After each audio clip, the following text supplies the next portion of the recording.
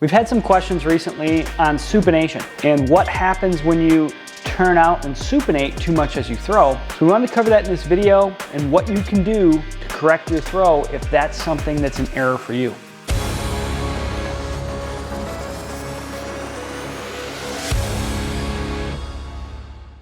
Hey guys, Max Wardell, welcome back to the channel. We've got a unique case study here where we're going to cover an athlete we've been working with who excessively supinates and wraps out and around as he throws.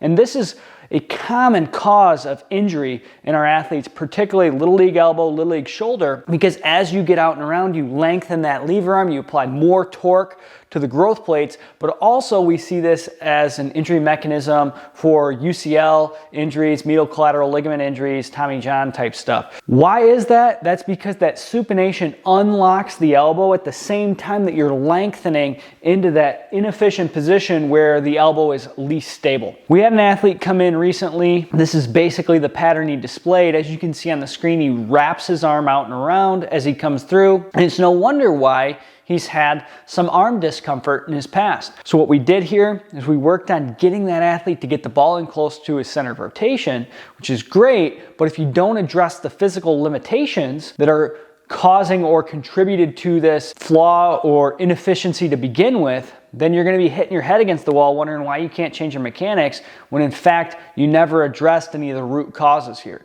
So we got to check forearm pronation, make sure the athlete has enough pronation in their forearm, and if they don't have that, say, 80 to 90 degrees, meaning palm to the floor, we got to start stretching that. One of the things that we like to work on here is just sitting down and stretching it using a bat or some sort of external object to let it come down into pronation. But we also need to check shoulder external rotation. When you're very limited in shoulder external rotation or thoracic extension, you end up putting your arm in less favorable or advantageous positions as you come through, which may lead to you casting out and around to get out of layback. So what I mean here is if you can't let your arm lay back because you don't have the ability to expand your rib cage or you just don't have the mobility or flexibility in your shoulder, you end up extending your elbow out to get away from that load on the shoulder and on the elbow. So we got to address those things first, but once we do, then we start looking at the throwing mechanics and saying what can we tweak, what can we fix here. And this is kind of a unique progression that we used with this particular athlete where we used a TheraBar, which is basically a rubber bar that we use for a lot of forearm and hand exercises,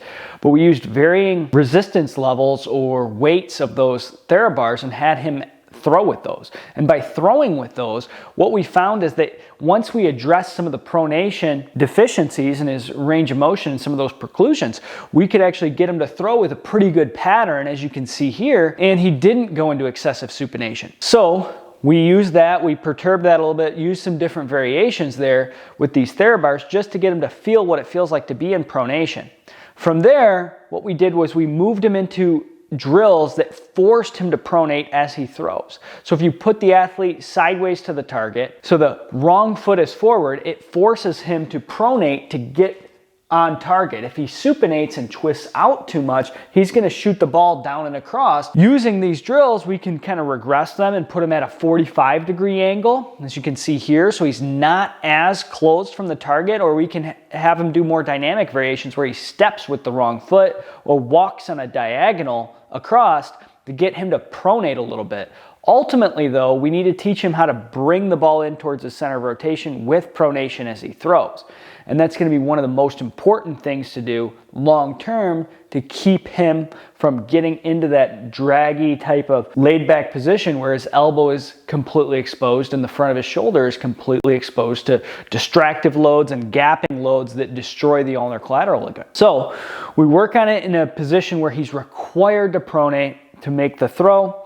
Then we can move him into more dynamic variations where he has to acquire pronation or move into pronation as he actually moves through the throw. And you can see here just 2 weeks later how much better his arm action is and how much longer he stays flexed in towards his head as he does this crow hop variation. And this is continual work in progress. As I film this video, he's one of the athletes we actually have on schedule this week. So we'll hopefully post some updates for you guys as he continues to move forward. But if you guys have any questions, on this, drop them in the comment section. I feel like this is a great place to start. Check out our other videos on forearm pronation and increasing your layback, because sometimes addressing limitations in the shoulder, upper back, and in the forearm can completely eradicate the issue for you. But a lot of times you work on those things, that's going to give you the capacity to move better in your throw, and then you can start to work in a lot of these drills. But that's how we combat excessive supination in the throw that's leading to excessive loading or gapping of the inside of the elbow, or tensile loading of the front of the shoulder,